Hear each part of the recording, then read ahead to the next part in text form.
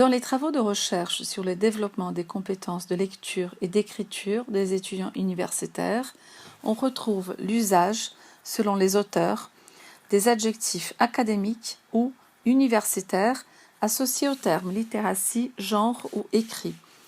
Ces deux adjectifs, académique et universitaire, peuvent-ils être considérés comme équivalents ou recouvrent-ils des réalités différentes?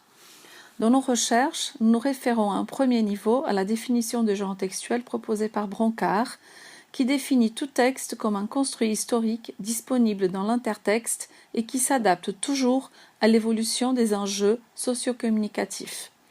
Selon cet auteur, les textes sont les produits des contextes sociaux dans lesquels ils émergent et sont conçus selon différentes manières de faire ou, autrement dit, différentes sortes de textes.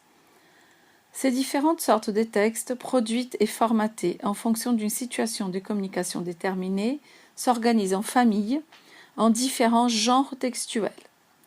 En effet, selon Broncard, l'être humain agit langagièrement au travers des textes qui s'organisent en genres.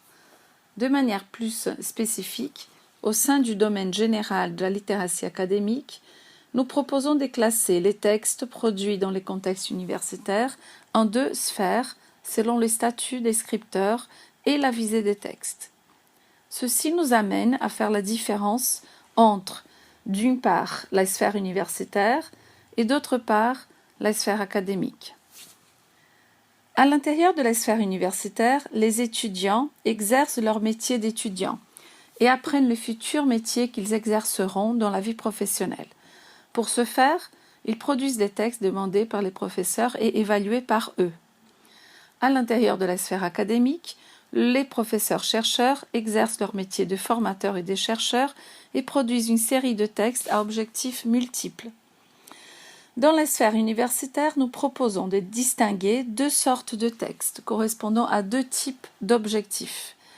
D'abord, les textes associés à l'apprentissage des disciplines, qui peuvent appartenir à différents genres textuels, résumés, synthèses, comptes rendus, etc. Ensuite, les textes à visée de formation professionnelle, produits dans le but d'apprendre un métier autre que le métier de chercheur et qui font partie des pratiques professionnelles dans des domaines bien précis. Dans ce cas, on peut retrouver des genres comme le rapport de stage ou d'intervention, la planification de leçons pour les étudiants en formation à l'enseignement, le journal de bord, etc. Dans la sphère académique, les professeurs-chercheurs produisent principalement des textes à visée de diffusion des connaissances développées à travers la recherche, rapports, articles scientifiques, présentations orales, conférences, articles de vulgarisation, etc., destinés à la communauté scientifique, au milieu professionnel ou au grand public. Des textes à visée professionnelle dont le but est soit de rendre possible la réalisation d'une recherche ou la diffusion de ses résultats, projet de recherche à destination d'un organisme financeur, proposition de communication d'articles, soit d'évaluer la recherche des pairs et de contribuer ainsi au fonctionnement de la vie académique.